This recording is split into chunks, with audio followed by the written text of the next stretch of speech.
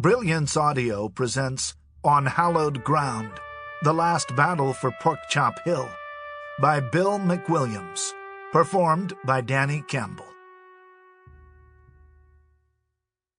To the American Soldier. If victory is long in coming, the men's weapons will grow dull and their ardor dampened. In all history, there is no instance of a country having benefited from prolonged warfare. Sun Tzu, The Art of War. The soldier above all other people prays for peace, for he must bear the scars and deepest wounds of war. Douglas MacArthur. Foreword. In his work, On Hallowed Ground, The Last Battle for Porkchop Hill, Bill McWilliams brings readers another extraordinarily powerful history and true story from the Korean War. Evoking all the cross-currents of emotion from a frustrating, bitter, bloody, and stalemated conflict, he takes us onto outpost Porkchop in July 1953, into the trenches and bunkers, alongside the men of the 7th Infantry Division's 17th and 32nd Infantry Regiments and their supporting units, as they withstand repeated assaults by units of the Chinese Communist Forces 23rd Army 3 weeks before the armistice.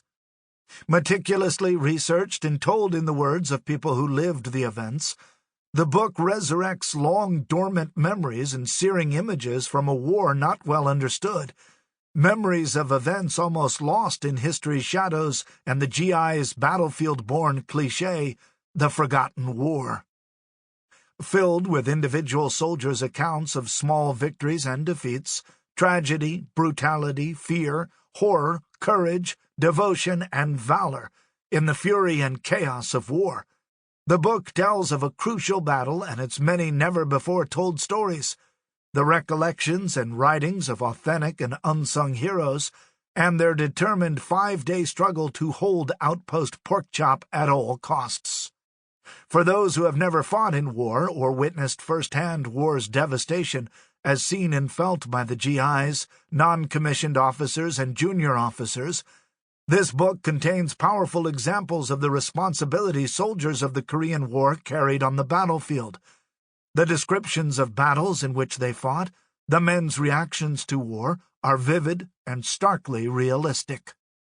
Through official, then-secret command reports and command guidance, written and oral recollections, intelligence summaries and debriefings, battle records boards, and personal letters, the war and the battle for Porkchop come alive.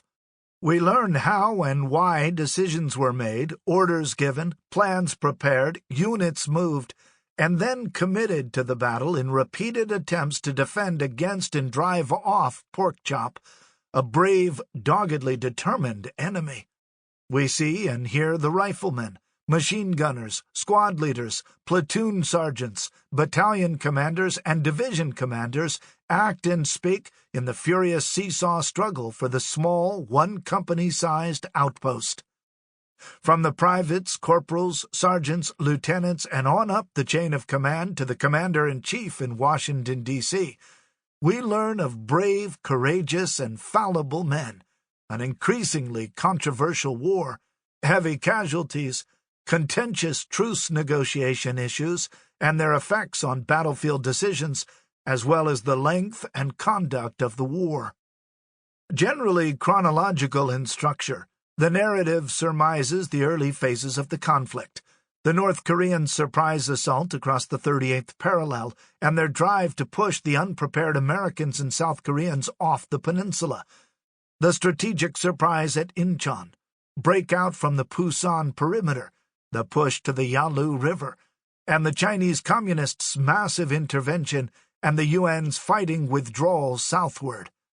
Then comes the turnaround, changed strategy, and counteroffensives of the UN's once badly mauled ground forces, the start of truce negotiations, the transition of stalemated battlefields, and the Communist Chinese forces' final 5 months. Sample complete. Ready to continue?